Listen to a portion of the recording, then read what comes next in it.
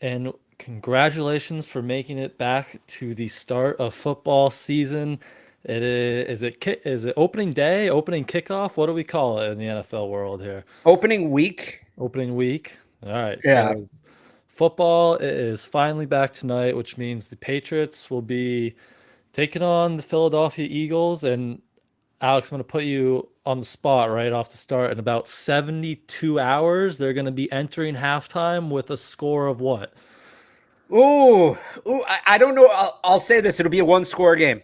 All right, a Like, one give score me game. like 10-3, 10-7, 13-10, 13-7, something like that. Low scoring, Eagles up, but low scoring one-score game. All right, so The it'll real be. question is, how many times have we heard public service announcement? I mean, at least twice, I'd say, right? Like when Tommy first comes out, and Yeah. then they'll probably do it again another time because it We'll get to sounds this. like, I do want to get. We are doing the game yeah, preview. We got to let's save this because this is part of previewing the game. We got yeah. to get to all the All right, Brady's. yeah. So football's back. We will be breaking down the Patriots and Eagles game for this Sunday, but we will start with the injury report that came out about an hour ago because there was two changes, and Trent Brown, who was limited yesterday with an illness, was taken off. So good news on the offensive line there. But Jack Jones, who was limited yesterday with a hamstring, was their lone, did not participate today in practice. And then Mike Onwenu, Devontae Parker, and Cole Strange all remained limited participants today. So one change there with Jack Jones going from limited to not participating today. Yeah, not a bad week to lose Jack Jones if something happens. And I know people are probably rolling their eyes at that. What are you talking about? It's the Eagles. It's this offense. Their wide receiver depth isn't great. It's A.J. Brown, Devontae Smith. After that, it kind of falls off. I know some people like Quez Watkins, but that's a slot corner. You got Marcus Jones. Obviously, hope Jack Jones okay. Somebody they're going to need for the duration of the season. And this injury obviously came out of nowhere. Like, we didn't know anything about this prior to yesterday's injury report, the first one, but something to monitor. But they should be able to, if they lose this week, it's not going to be because they didn't have Jack Jones. Let's put it that way. Yep. And if it's one of these lingering hamstrings, maybe you could even say next week they might not need him against Miami. I Right? would But agree with that. you have Marcus, John Jones, and Gonzalez to handle Tyreek Hill and Jalen Waddle. So we'll kind of see with Jack Jones there. You know, those hamstrings can always be a little funky. Those soft tissue injuries. As a Yeah. Cooper Cup fantasy owner, I know that all too poorly right There you now. go. But those hamstrings can be tricky. So we'll see with Jack Jones. Maybe he's back at practice tomorrow or not. But we'll jump into the game here. Any offense, defense, anywhere specific you kind of want to start today? Well, let's start with this. I have kind of an umbrella. We were talking about this a little bit when we were down there earlier, Brian. An umbrella take on this game. There's a phrase you're going to hear me say a lot today. If you really want to have like a fun Thursday, take a drink every time I say this. Don't actually, though, because you'll get sick. The theme for this game for the Patriots, easier said than done. Easier said than done. I think it more so applies on the defensive side of the ball, or sorry, the offensive side of the ball, but I definitely think it's applicable on the defensive side of the ball. Why don't we start on offense? Because I think that's kind of what everybody's all energized about in that Eagles defensive front. And we'll start right here, Brian. I'll give you a number. I'll give you some numbers. Although first we got to shout out new Patriots offensive coordinator, Evan Lazar, of course. That was awesome. Let me pull this up. I'll give you some numbers here, Brian, that I think are very interesting for this game. So, you know, the Eagles have this great pass rush and 70 sacks last year. Let's talk about how monumental that number is, first and foremost. Not only is that the third most in NFL history, 70 sacks in a season. Drop that number back to 60. Since 2000, so 23 years, only 3 teams have had more than 60 sacks in a season. The 2000 Saints had exactly 61. And the 2006 Chargers, the team was loaded. That's like the prime Sean Merriman teams. Yep. They had 66. Eagles at 70. So this is, I don't think I'm over exaggerating when I say this is the best pass rush Bill Belichick's ever faced as the head coach of the Patriots. I think I can back that take up with tangible information.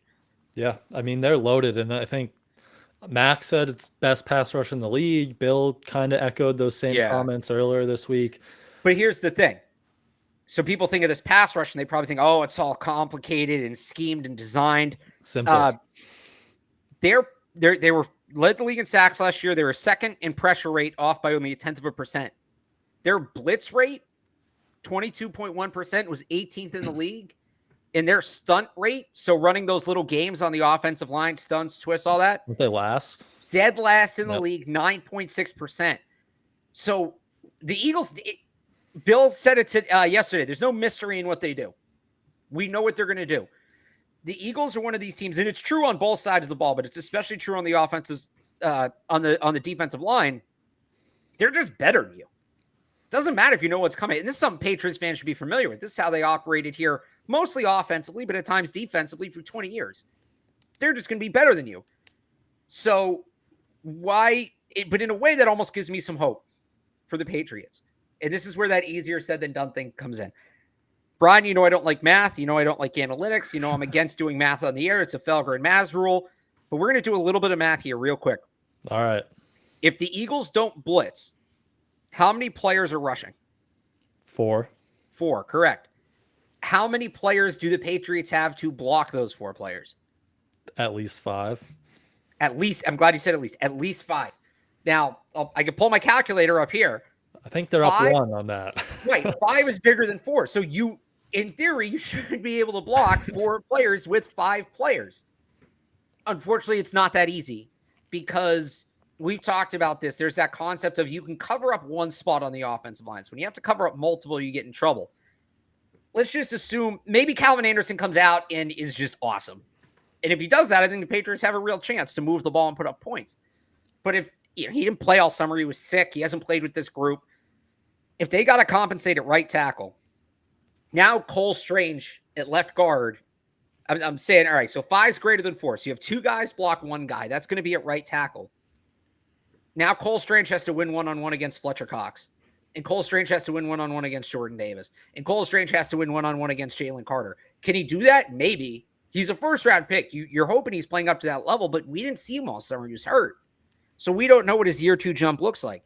So that's the biggest key for me for the Patriots in this game is to prove that 5 is greater than 4. And I don't know that they can do it. It's easier said than done. But the Patriots need to come out, and I know people are bringing up the new defensive coordinator. People are saying that in the chat. All of the reporting out of Philly is the changes will be minimal. I think if anything, maybe they do some more stunts and stuff, but they're not going to blitz. The Fangio defense, they don't blitz. Yep. They stay back, plays on. The goal for the Patriots this week is to prove 5 is greater than 4. If the Patriots can prove 5 is greater than 4, they're going to have a good game offensively. Yep, but it's easier said than done because exactly. If you look at the Eagles, all right, if I gave you Derek Barnett, Jalen Carter, and Nolan Smith as a pass rush trio, where would you rank I forgot Nolan Smith. I mean, up there. Where would you rank that in the league of those 3 coming after top the pass? 5? Yeah, and that's their backup unit. So they just have, I mean, literally and figuratively dogs. Does Nolan Smith even play? I don't know. He's healthy, right? I think. Yeah, I believe so, but it's insane. They just have so much depth, and they can, rotate these guys and keep them fresh, which I want to hit on that on the Patriots offensive line in a second. But yeah, it's very simple. I think a lot of Eagles fans, they didn't like Jonathan Gannon. They're kind of happy when he left because it was such a simple defense. And the new guy, he's from Seattle, right? That's where he came from. Yeah, that's not a complicated defense either.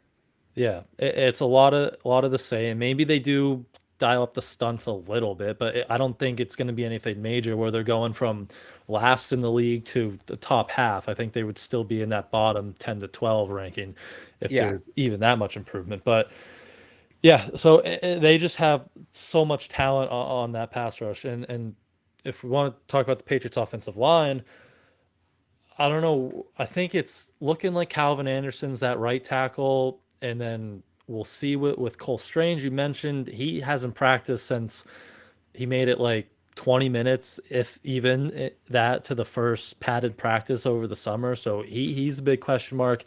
He's still limited. Mike Onwenu hasn't practiced at all during training camp until this last, week or two. He's still limited. So I think they played 7 last year in the opening game against Yeah. Miami, and that was Miami, so it's hot and humid. But I think you're gonna kind of see probably 7 guys in there with maybe Mafi spelling Unwinu and Strange from time to time at guard, and then kind of pick your poison, whoever you want to get in here for Calvin Anderson probably at times at right tackle. And then there's the other thing where, and you cut out there for a second on my end. I think my computer's being really weird, so I apologize in advance. There's the other element of it. Are they going to go tackle eligible? Are they going to go with the 6 tackle? And then it becomes proving 6 is greater than 4. And I think you see some of that too. The other element of this is, all right, so 5 is greater than 4. They got to do things to disrupt the timing of that group. And that's play action, RPO, draws, screens. And a lot of that is common in the Bill O'Brien offense to begin with. But yeah, to your point, it's a daunting task. And I think they're going to have to get a little creative to do it. And rotating on the offensive line is a good way. They generally like to do that in week 1. And then it just compounds so many of these guys. We don't know what condition they're in after missing time, like you said. I do think you're going to get different looks. The one that I'm wondering, the one that I'm going to be looking for is Mike Unwinu at right tackle. And I'm not getting my hopes up, but I would love to see that. I just don't think they're going to give it. That's like, I don't know. I just don't see them doing that unless, we're a few weeks down the line and it's just really bad at that position. But I don't know. I just don't see that. But, so yeah, do you think 5-on-4, can they do that? Because we haven't. It's easier said than done. I mean, they can do it. Like, it can be done. But it's just such a daunting task with all the talent. I'll say this: if they can do it, big if. That's the other theme of the week. Big if, but you can throw on the Eagles secondary. The boundary corners are good. Bradbury and Slayer are good, but the Patriots aren't throwing to the boundary much anyway. Their safeties, their linebackers, not among the best in the league in coverage. So you're going to have opportunities in this game for the tight ends, for the running backs. I'd love to see Ty Montgomery get elevated for this game. There are going to be opportunities to throw the ball if you can get this thing blocked. And that's again, it all comes down to is 5 greater than 4. Yep. That because they lost Gardner Johnson and back in there, and they kind of replaced him. It's Terrell Edmonds, right? That's the I always get the Edmonds confused. I think it's Terrell from Pittsburgh, who New England kind of had some success against last year when he was in Pittsburgh. Yeah. So yeah, they can throw the ball. I also think they'll be able to run the ball fairly well against this. You can generally run on the Fangio defense. They're not interested in stopping the run. So, I think Philly, or they were in the bottom half, I forget the exact number, 20-something in run defense, a DVOA last year. So you're going to be able to come out, run the ball. They don't give up a lot of lawn runs. That was a tongue twister, but you can kind of pound the rock and get some solid gains. Keep yourself out of those third and lawns and give yourself more third and manageables. And then with that extra offensive lineman, if you do go that eligible status, that's another way to kind of, pound the rock there, because they'll probably stay in that, the Fangio's a lot of too high stuff. And so they'll probably stay in that, even if you bring in that extra offensive lineman there in the run game. Right. Yeah. The thing with that more for me is, you got to be and this goes to the offense. This is complementary football. You got to be in a spot where you can run the ball. Can't be down 21 at halftime. Can't be blown out. That viable, but if it's a close game, the Patriots should be able to run the football. Yep. Speaking of running backs, how do you think this Mondre Zeke rotation, assuming Zeke is fully, full go with the playbook here, and you mentioned Montgomery, I think he's probably going to be one of their elevations here off the practice squad. How do you kind of see that running back split shaking out? So for people who listen to Catch 22 today, my takes changed since I looked more at it. Evan actually got offensive coordinator. Evan Lazar got to me a little bit. I think that it's going to be so we've talked about them going by situation, early down, passing down, back. We've talked about them just alternating by drive. I think it's going to be a little bit of a mix. I think you're going to see Ramondre and Zeke alternate by drive, but third downs will always be Ramondre. Okay. And then I think Ty Montgomery comes in for the 2-minute drill. Okay. That's how I think they split it up. Yep. I could see that because Ramondre, well, we know Zeke, we'll see, but Ramondre has some good chemistry with Mac there in the Yeah. pass game on third down. Yeah, I'd agree with that. So where were you before? Just purely splitting by drive, but it's exactly what you just said. I think the chemistry factor, I didn't factor that in enough. Yep. There's going to be a lot. The way the Eagles play defense, if the Patriots can execute their game plan, it's going to be very methodical. There's going to be a lot of 3rd and 3, 3rd and 4 type situations, and that's where you're throwing to the running back. You're throwing to the running back a lot. And where's Zeke with the playbook? I don't know. I think he's probably pretty caught up, but give me the guy that Mac Jones trusts. Yep. And then receivers, we'll see with Parker. He's been limited with that knee. When the short period of practice that we're able to watch, he doesn't look, too involved. He hasn't had his gloves on. Whether that's just during stretch or whatever, we'll kind of see how he is for Sunday. But what are you thinking receivers here? Will we get a lot of the rookies? Do you think we'll get a lot of Parker if he's healthy? Or we know we all love Kendrick Bourne, but where are you kind of at with that receiver? I think it's a Kendrick Bourne game. Give me Kendrick Bourne all day. Okay. I think him and Juju play the most snaps. I think that Parker ends up being limited. Demario Douglas, kind of his own thing. I don't think he's impacted by injuries necessarily. I think they're going to have 15 to 20 plays for him that they'll run, and that will be its own thing. And I don't think it's like, Parker's off the field, so he becomes a third wide receiver. I actually think that's Kayshon Boutte. I think if Parker can't go, it becomes Bourne and Boutte basically switching off at the X and the Z. Because and outside of that, if they're all good, I think Boutte only plays a handful of snaps. I think he's a developmental player at this point. But I think when they're in 12, or if they call up Ty Montgomery and they go to 21, I think your receivers are Juju Smith-Schuster and Kendrick Bourne for this game. It could change week to week, but I think for this game, that's what it is. Yep, I'd agree with you there if Parker and everyone's full go. Do you think tempo? Do you think we'll see a lot of no huddle? And I'm not saying no huddle is going to just beat Philly, because it's not, but is that something that could kind of, that could help the offensive line at times? We know O'Brien likes to kind of pick his mismatches and run with it. Like we saw that in 2011 a lot. Is that something that might be on the docket here? Maybe a little bit. The Eagles are kind of package specific. If the Patriots get a look they like, they might start going no huddle to keep them on the field. But I think the real beauty of the no huddle is you're gassing, you're trying to gas the defense. Yep. The Eagles, there's so much depth. Like you said it before, you gave me that group that's like their third pass rush group, and it's a top 10 group in the league. You gas their starting pass rushers, like the second group coming in, it's really not much of a change. So if you're not super comfortable in tempo, if you don't need to be in tempo, I don't think against this team you get that same impact you get against the average team. They'll do it a little bit. They always do it a little bit, and I'm not saying it won't help. But I think the benefit of it, just given the Eagles' depth, is significantly minimized for this specific matchup. Yep. They do always seem to break it out randomly, first drive of the third quarter. Yeah, that's what I was just they'll break it out and they'll go tempo and they'll score, and everyone will be like, just run tempo all the time. It's not that easy, but it can be a tool they can use to their advantage. So maybe we see some of that. Because it's supposed to be, it's rainy but humid. I think that was the latest. Yeah, it's gonna be nasty. So it's gonna be gross. Some good old. It's like the one year we don't get to open in Miami. We just have Miami weather. I said this to somebody today. I was like, "This if they were opening in Miami this week, we'd all be asking Bill and the players and writing the column. So this is perfect. You get ready for South Beach. It would be that thing." Perfect. So.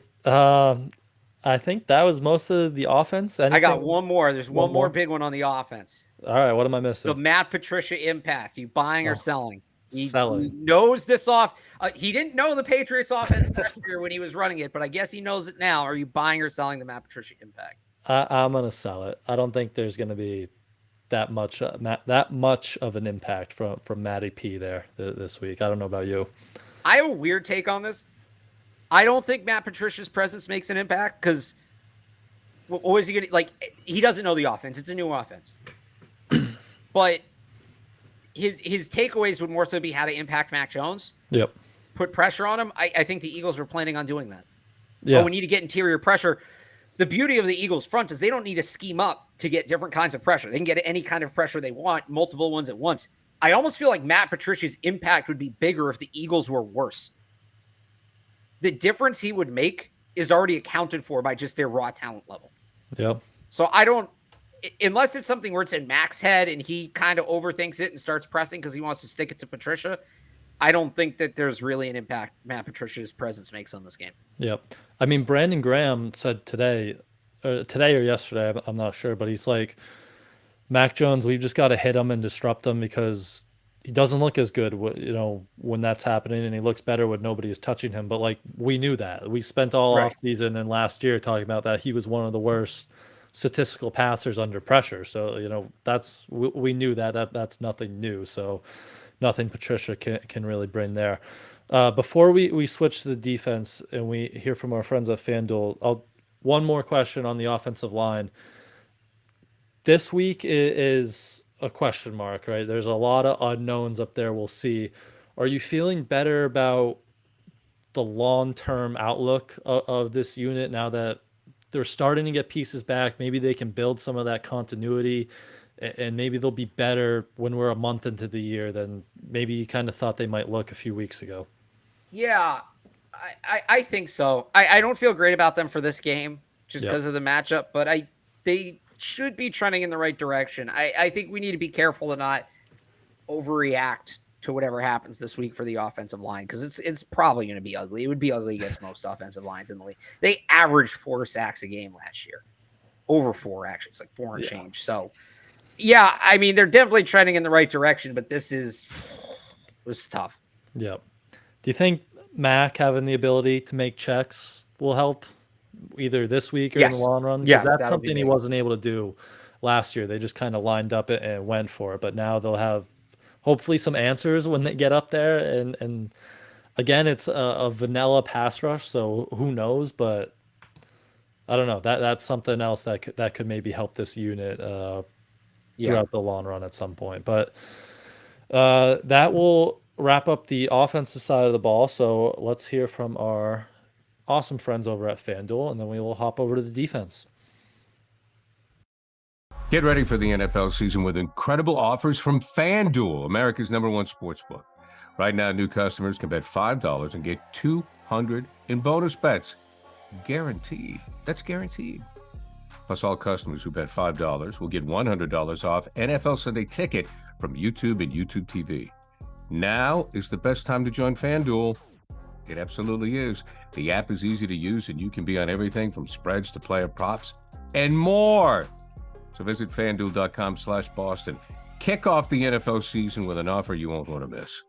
FanDuel, official partner of the NFL.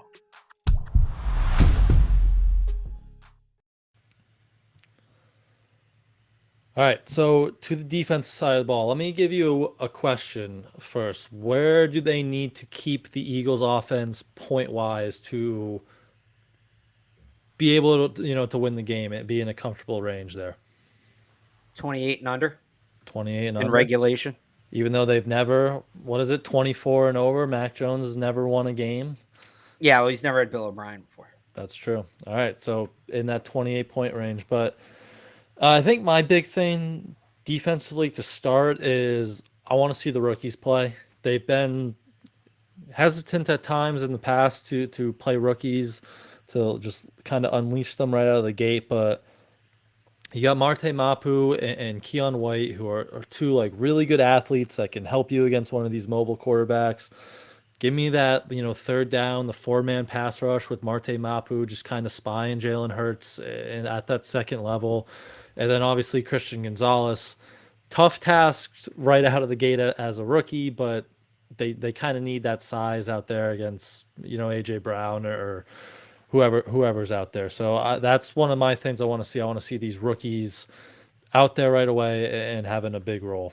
Yeah, let's start with Marte Mapu. I think he's a guy that needs to play, if not a significant number of snaps, just significant snaps, those third down snaps. Taylor Kyles, our friend Taylor Kyles over at CLNS, had a great stat he dug up earlier this week. Jalen Hurts passer rating last year from the pocket, clean pocket, 110.8, highest in the league. When he had to leave the pocket and specifically like on the run, that passer rating drops all the way from 24. So you're talking about like 100-point drop. The Patriots, the game, you got to knock Hurts off his spot. It's weird. You want Jalen Hurts running, but you don't want him to run. You want his feet moving. You don't want him getting his feet set, but you don't want him running the football. You don't want him past the line of scrimmage with the football. Right. So what that is, and especially you want to force him to his left. So you want the guys you talked about, whether it's Matthew Judon, Keon White, Josh Uche, whoever, forcing him out to the left, knocking him off his spot, forcing him to move left, and then you have that spy, Marte Mapu, there essentially ready to clean it up. Easier said than done, but that should be the game plan, is to pass rush, force him to the left, and then if he wants to run, you have a spy waiting for him. I know people think spy sideline to sideline. There's some of that. But if you can really execute the game plan and you can essentially know you're going to take away half the field, it's that much easier. You don't have to cover as much ground. They got to get Jalen Hurts off his spot. I know he's thought of as a running quarterback, and we've talked about the Patriots' issues with running quarterbacks. I'm not saying he's not or they don't have that, but this isn't you're not just playing contain against him. You got to get in his face. You got to turn up the heat on him. You got to start knocking him off his spot, or he will carve you up. Yep. Yeah, you got to pressure him and then, try to funnel him one direction, and that's like your game plan, funnel him one way. So if it's Marte Mapu, who I think we both hope it is because he has that ability, maybe it's a little Mac Wilson. Those guys I roll can just kind of fire downhill and chase them down. And I know a lot of people might be thinking like, pressuring a mobile quarterback, that's not a good idea. But, you just read those passing stats. That's right.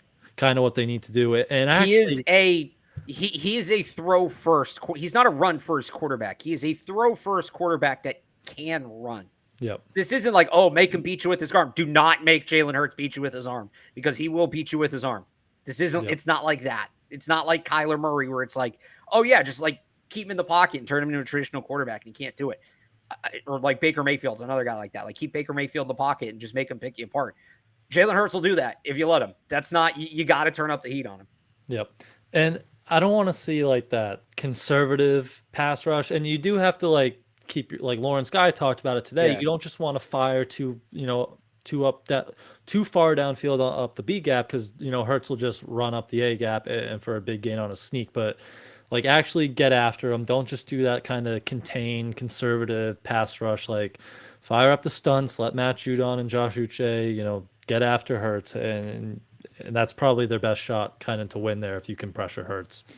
Yeah, absolutely. And the other thing is that you do have that risk of being too aggressive, because as much as people talk about the Patriots' issues with mobile quarterbacks, I would say that the real issue is RPOs. They can't defend RPOs. We've seen the Dolphins RPO them to death like the last 6 times they've played or something. The Eagles ran more RPOs last year than any team in football. You have to be able to take that away.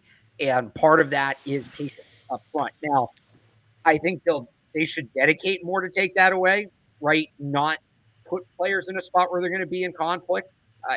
Again, easier said than done, but I think the RPOs are a big part of this as well. Yeah, which is why I know we kind of hinted last week. I think we started like a quick preview and we said they might be playing a lot of zone coverage this game. I think we might see a little bit more man because of those RPO. Yeah, kind of. Because when you have those guys like Juwan Bentley, you're playing zone. There's too much conflict there, right? Like he's gonna have to play the run and play the pass, and whatever he doesn't do, the Eagles are just going to hit you on the RPO, and it's just going to be a nightmare all day. There's no right answer there. So I think we might see a lot of, early down man-to-man here to try to negate some of those RPO packages, and then get diverse in the secondary. You mentioned Taylor. He had some good clips today when they played, excuse me, when the Patriots played the Bengals last year. Same type of thing, 2 like number 1 receivers. They run a lot of slants like Philly, and the Patriots had some good, diverse rotations in the back end there to kind of, take some of those inbreakers away. And we talked all offseason how this secondary that they're It's the same group minus McCourty, but they're used to each other. Their defense is kind of starting a step above. They can kind of get a little more diverse here out of the gate. So see some of that stuff, dial up some creativity to, kind of put a wrench in these RPOs. And then, I mean, from there, we can go right to the coverage assignments, right? So Yep. I'm looking at, they're going to play man, it's that you're going to put one guy on an island and he's going to take out one of the top receivers. You can play 10 on 10 on the other side. As much as I think Christian Gonzalez needs to be that guy for them, given where they drafted him, and as much as I think he can be that guy, not this week. Because there is a very obvious matchup in Jonathan Jones on Devontae Smith. Yep. That's your island. That's your one-on-one. You put Christian Gonzalez on the other side on A.J. Brown with help over the top. I'm not super worried about the Eagles in the slot. I said that. I also think they'll run a lot of 12, so Marcus Jones becomes your slot corner. Or when Devonta Smith's in the slot, you have Jack Jones on whoever they use as their third boundary guy. And then it's Jalen Mills on Dallas Goedert. And I think that's pretty much how you draw it up. And that's on paper, it's not a good matchup, but like you have the body types, you have speed for speed, you have size for size, you have athleticism for athleticism. You have the ability to play strength on strength and still give help over the top on A.J. Brown. Or or help underneath. Evan was talking about this today. You have somebody else lurking to take away some of that underneath stuff, some of the quick slants, RPO type routes, and then Christian Gonzalez is playing off and essentially just taking care of the deep stuff. But you have the ability to have help run a 2-man game on A.J. Brown and still match up in the way you should probably match up the rest of the way across the board. So it makes sense. Fast guy on fast guy, big guy on big guy, athletic safety on athletic tight end, traditional slot corner on traditional slot receiver. But it's easier said than done. Because at some point, A.J. Brown's just going to go up and boss you. Yeah. Like Christian Gonzalez can be in perfect coverage and A.J. Brown's still just going to make a play. Or Devontae Smith, John Jones going to be right there with him, but Jalen Hurts is going to put it on the money. It's going to be one of those. So easier said than done, but they should, in theory, have the bodies they need to match up with this Eagles wide receiver core very well. Like next week when we get into Miami, it'll be a very different picture. That one's going to be very complex, but this one feels pretty, what you see is what you get. Yep. And that like rotation you mentioned where Gonzalez, someone could shoot down and Gonzalez can pop out. Like that was something they did in that Cincinnati game. I think Washington did that a few times against Philly last year and it worked. Like they had a safety fire down into the box, take those in breakers away, and the boundary corner would kind of fall back to take anything over the top there, and that worked. But you also mentioned the go ball. Like Jalen Hurts was statistically the best go ball thrower last year. A.J. Brown was the best go ball wide receiver last year. So they're probably going to hit one or two of those on Sunday. We saw Gonzalez struggle against Devontae Parker at times like that. So that's probably throughout training camp, Parker and Gonzalez. So that's probably something you're going to see too, especially if the Patriots are doing a good job taking away those RPOs. Then you might see kind of those deep shots come from Philly there. And that's what you got to do. And part of it, you got to keep them. Those go balls happen when you let them get in a second and short. Yeah. You got to keep them behind schedule. You can't be letting them get chunks on first down, even second down. You can't be giving them man short opportunities because that's when they're really burn you with that. If you can get them in third and long, then you can play the deep ball and you're in better shape for it. It's when they're in second and one and you got to come up and fill the box because there's RPO and read option chances. And suddenly it's Devontae Smith or A.J. Brown one-on-one down the field. So lastly, defensively, have you figured out a way to stop the tush push yet? Because I already know that's going to bother me on Sunday, just watching them do that time after time again. But there's only one man on the planet who can stop the tush push, and that's Roger Goodell. Until that play becomes illegal, and I frankly don't know how they're going to do that. Lawrence Guy kind of talked about it today. It's offensive line versus defensive line who can get lower, and it's not impossible to stop, but it's just you need to execute so perfectly, and it's that same thing where. We talked about 5 versus 4. It's kind of that concept. And then they just have such a big offensive line that they're going to be able to get that push. It's just numbers. So if there's a way to stop it, it's well beyond me. Were you surprised they didn't ban that this offseason? A little bit. Yeah. A little bit. I think the argument that it's dangerous is overblown. I don't think it's any Yeah. more dangerous than the average quarterback sneak, than your usual quarterback sneak. But I think because they want points, right? That's They true. want points. That keeps an offense on the field. So yeah, when you're at the 1 yard line, they're like, hey, we don't want teams stalling out on the one and kicking field goals. We don't want 3rd and 1s turning into punts. Yep. So it's in the league's interest to have that. If I'm missing something, it is actually dangerous. Somebody gets hurt, I think they'll ban it, but that's really the only way. Yep. I agree with you there, but that's going to be annoying to watch because yes, it's what they do. But any other last defensive thoughts there? Anything I missed or that you're looking at? RPOs, coverage matchups, Jalen Hurts. No, I think that's pretty much it. All right. I'm like curious how they're going to use DeAndre Swift. There's no Yep. schematic element of this because I don't know how they're going to use him, but he's a player I've always liked. I like his skill set, so I'm just kind of curious how he fits into the picture here. Have you seen their depth chart at the running back position? Yeah, They just list all 4 guys in the first spot, but that team's roster is freaking absurd. It's like them, the Niners, and the Chargers probably have the best rosters in football. It's and we haven't even talked about Dallas Goedert here, who's right? One of the best tight ends in football. Or we didn't even get into their offensive line and Lane Johnson and Kelsey and all them. Speaking of Kelsey, breaking news here: Travis Kelsey will be out tonight. We'll get to tonight's game in a little bit, but he is out. So yeah, Swift will be interesting. Reading fantasy football stuff from people who's in Philly, it sounds like he's going to be more of the pass catcher, and then Rashad Penny and Kenneth Gainwell will be the rushers. But who knows? We'll kind of see how that develops in their backfield there. But if that's everything for the Patriots defense versus Philly offense, we can quickly hear from our friends over at LinkedIn now, and then kind of wrap this up and talk about tonight's game a little bit. Is brought to you in part by LinkedIn Talent Solutions. These days, every new potential hire can feel like a high-stakes wager for your small business. You want to be 100% certain that you have access to the best qualified candidates available. That's why you have to check out LinkedIn Jobs. LinkedIn Jobs helps you find the right people for your team faster and for free. It's that time of year again. People are coming off their summer, right? People are looking for work. You got all these college kids like, oh, I'm going to take the summer off. Well, now it's time to get in the workforce. Or maybe you're looking for more experienced people. They're on there as well. LinkedIn Jobs makes it easy to find the people you're looking for to fill your openings. Go to LinkedIn Jobs, add your job and the purple hashtag hiring frame to your LinkedIn profile to spread the word that you're hiring.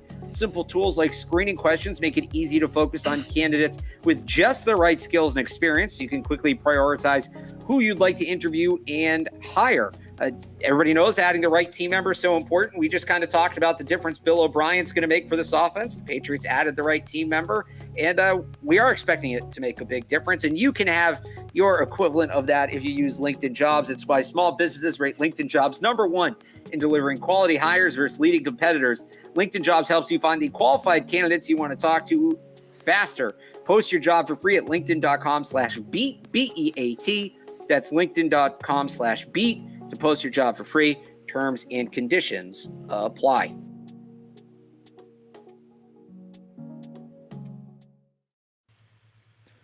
All right, so wrapping up the Patriots game. First off, any special teams thoughts quickly, and then what's your prediction? Well, they kind of tie together. Like, I look at this game, I see it going very similarly to the Bucs game, Brady's last time at Gillette Stadium in 2021, where it's close throughout the game. Maybe they have a little lead at some point, but they just come up a play or two short. The talent difference ends up being the factor. But what was really the difference in that game? Nick Folk missed like a 50-something yard field goal in the rain, and it's supposed to be raining here. We might, if this is a close game, we're going to learn a lot about Chad Ryland right away. He may be asked to make some big kicks in this game. And Bryce, field position could be a big thing there too. Field position will be big too. Yeah, so I expect both of those guys to be a part of the story this week. Which I love to hear. I'd love to hear that. So do you have a prediction? I'm going to say, you know what? I usually do something goofy. I don't actually predict a game. And I should have looked this up earlier. I'm going to say You have like a boomer score for us, like a No, I usually like just base it off of something random. Okay. So I said I think it's going to go a little bit like that Bucks game. I'm going to say Eagles 19, Patriots 17. Okay. That's the score of that. That's what the score was that night. When people forget, Mac Jones outplayed Tom Brady. But He did. That I don't know why that like touchdown he had to Jonnu and then like he runs off and the whole sideline. That was a I don't know. That it was a good moment. That was one of the better moments in maybe the Mac Jones era, which I don't know. But yeah, I agree with you. I was going like 24-21, 24-27, or 24-17, something in that range. I think it is going to be competitive. They're going to keep it close, but at the end of the day, it's just Philly has more talent and they're going to, out edge you. But there is one other factor at play here that we honestly never talked about. And I realize as we're both giving low scores with this high powered offense, third ranked offense in the league last year coming to town. The week one rust. And this is a league-wide thing. Week one's always as much of a crapshoot as any, but the majority of the Eagles starters didn't play at all in the preseason. They're going to come out sloppy. Does it take them a quarter to turn it around? Does it take them a half? Does it take them 50 minutes? Whatever it takes to get in a rhythm. But they're going to come out a little sloppy. They're going to have to get into a groove, and it's up to the Patriots to capitalize on that. But that's why I think you get a low score, because I think the Eagles are going to have I don't think they're going to look like the Eagles in the first half. Yep. If they get going in the second half, that's another story, and I think that's very possible. But I'm not expecting like fireworks right away from Philly. Last year, I believe there were 11 teams who like didn't play their starters in the preseason, and they went 3-8 in week one. Right. So Russ could definitely be a thing there. And what do you think about a first-time offensive play caller on Philly? Could that? Yeah, that could impact it to a new coordinator, things like that. Look, the energy from the Brady thing, and I do want to get into that a little bit, but the energy from the Brady thing, I think that's a factor too. I think the crowd's going to want to be into it as much as the team lets them get into it. They're going to be pumped up pregame. Brady's going to come out. I'm guessing that's when we'll hear PSA. And that play's going to be buzzing. And if the Patriots start making plays, like it's going to feel like the good old days. You get to halftime, you have the Brady ceremony.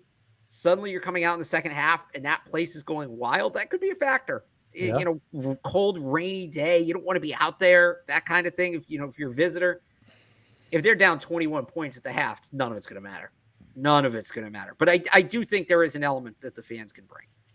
4:25 kick, so a little extra tailgate time. As Tom Brady would say, a little extra time to get hydrated. Yeah, and you assume the stadium's going to fill up a little quicker because it sounds like Brady might be out there pregame a bit, so you might get to see him. But and the new scoreboard, the stadium should be louder, right? Yes, keeping stuff in. So yeah, that all could certainly be a factor. But I know you wanted to. Did you want to talk about Brady a little bit more, or was that all your thoughts? Just like what you're looking for from the ceremony. I'm super excited for it. Obviously, I think I'm alone in this take, but don't give him everything. Don't give him it. There's jersey retirement. There's Patriots Hall of Fame. There's been some talk of them doing some sort of Ring of Honor and starting it with him. Things like that. I give him a reason to come back. I don't want this to be the only time he comes back. There needs to continue to be reasons that he comes back. The one thing I do want, Mac's rookie year towards the end of the season, it was before that Titans game, and they were inducting, I think it was Vince Wilfork, into the Patriots Hall of Fame. It was either Vince Wilfork or Richard Seymour. I forget who it was. I meant to look this up. But there were a lot of guys back in town for that, as there usually are. And Ty Law said earlier this week that they're expecting, it was Richard Seymour, they're expecting guys to be back. And that's honestly going to be part of it too. I asked Evan this today. Who's the most random Patriot that's going to show up? Oh, man. Asante Samuel. Samuel's not showing up. I went with Mike Cloud. I'm trying to remember who I said. I don't remember. But anyway, in 2021, a bunch of guys were back for Richard Seymour getting inducted, and Drew Bledsoe was back. And I really hope Drew's there on Sunday. I really do. And Drew took a picture with Mac, with Robert Kraft and Mac Jones, the rookie at the time. And Patriots tweeted out. And I remember looking at that picture and being like, this would be so cool if they could take this picture with Brady. Because you think about Kraft, like 30 years of ownership, 30 plus years of ownership. Essentially only three quarters. I know there's Cam Newton for a year and Matt Castle's in there, but like essentially only three quarterbacks in 30 years. Unbelievable. it would be really cool if you can get Brady in the picture with Kraft and Mac and Drew. I think there would be an element of meaning to that picture that I think would be very cool for the franchise. Yeah, I could definitely see that. But Also, 10, 11, 12. yeah, very true. But I think it's gonna kind of be like what we saw from Edelman, right after his it was prior to that Saints game in Mac's Yeah. rookie year, where it's halftime, so it's got to be fairly quick, but he might run out of the tunnel like Tom always did to public service announcement, and then maybe just give a quick speech, say he's glad to be back. But yeah, I think he'll be back. They'll do a big thing for the Patriots Hall of Fame. Maybe they retire his jersey in some way, and then maybe at some point there's a statue too, whether it's they wait till Bill retires and they do a dual statue with those two. But I would be pretty surprised if there's not a statue of both of those guys outside of the hall at some point here. Maybe they just roll it out with all the new construction. They're just hiding it. Right. But yeah, I think it's going to be something like that Edelman ceremony, and then he'll be back a few other times here over the next few years for some other ceremonies. But it will always be good to have Tom back in the building. Absolutely. Yep. All right. Well, let's wrap it up with just a little preview for tonight's game. The Lions are at the Chiefs. The Chiefs will be dropping their banner for the Super Bowl without Travis Kelce, but without Chris Jones, too, on the defensive side of the ball. Well, it sounds like he might be there. In a suite. I don't know if you saw that report. Like, he's going to go to the game. That's super so weird. Did you hear he spoke to the media yesterday, and he was like, I could have done a hold in, but I didn't want to be a distraction to the team. No, you're not being distracted. Yeah. So, yeah, whatever. And I have to pull this up quick. Okay. Retire Welker's jersey, too. Yes, please. More like retire Dean Branch's jersey. No, well, Welker should be in the Hall of Fame, but that's something for another time. But I have a rule of thumb on retiring jerseys. I'm not saying retire his jersey. I'm saying Pat's Hall of Fame. Welker should be in that. Yeah, there's guys that got to get in first. Honestly, Moss has got to get in before Welker. Yeah, Brian, come on. I don't know. Randy Moss had the single greatest season a wide receiver's ever had. But like that was like he did like two years here, and like two of the best years a wide receivers ever had. You also talk about like he's still the culture of the organization. He's still very much a part of that. You talk about the Edelman tells all those stories about how Julian Edelman became the player he was because of Randy Moss. As much as Wes Welker. So that position though, the whole Moss is the next player who should get the Patriots Hall of Fame honor. The next receiver. Sorry, there's other players who should get it first. But like if they're going to put in a receiver, Randy Moss. I'd go Wes, but I'd go Randy Moss. I think it's Randy Moss, no question. Well, that's a off season, yes, or a bye week or whatever. But just do you think they'll ever go to like 2 in a year? Just because they're gonna have so many guys here they have to put in. I think they need to add. They've sort of started doing it like they did with Scar this year. They need to have like a veterans committee, like a fan vote, because guys like Bill Parcells, a guy like Dante Scarnecchia, they got to get Ivan Fears in now. Obviously, that Scarnecchia is in. And maybe some of the older players, and I don't know off the top of my head like who's not in there, but I think they've got to. Rodney's in. I just saw that in the chat. Rodney's one of the first guys that got in when they started doing it every year.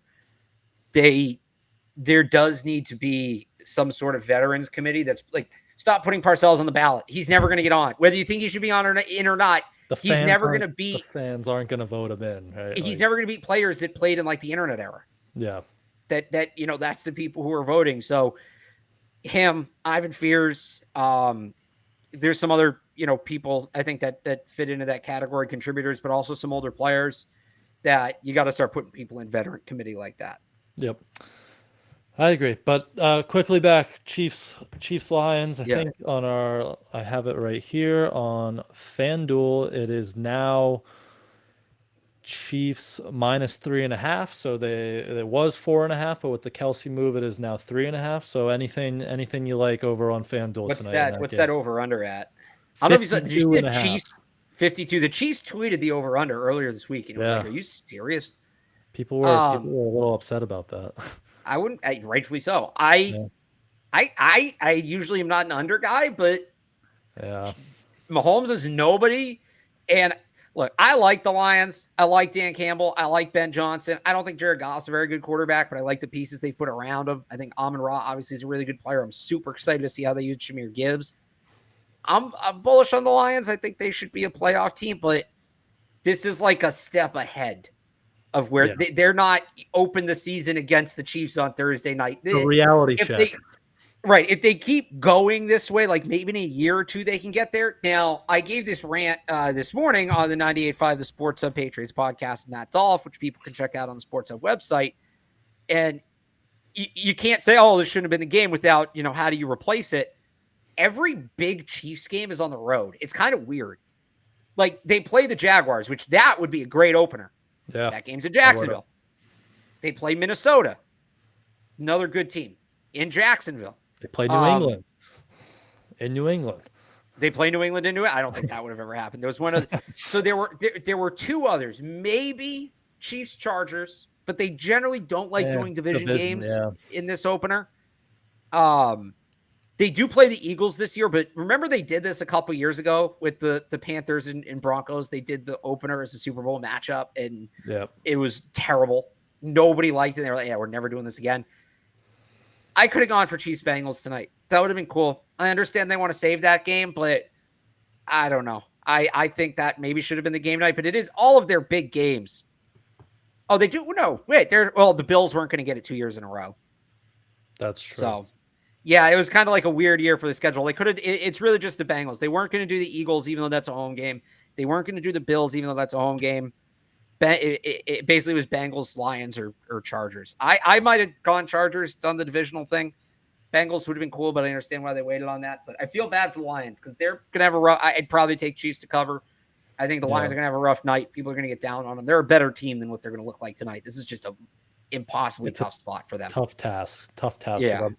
I kind of, if you want to say something good about the Lions, I love David Montgomery this year. I think he's going to have an awesome year, even with Jahmyr Gibbs. So he's plus 120 to score a touchdown, which is a little low for a touchdown odds, in my opinion. But, I mean, his rushing yards is 54.5. And I think, Dan Campbell, he loves to run the football. We saw Jamal Williams have an awesome awesome year in that kind of power back role in Detroit last year. Chiefs don't have Chris Jones. I think David Montgomery might have a really good game on the ground tonight. So maybe over 54.5 would be my go-to if I was going to go over to FanDuel for that game. But I'd also agree. I think the Chiefs are going to win this. Probably would lean the under. Just 52 is a lot of points for a week one game, I think. Exactly.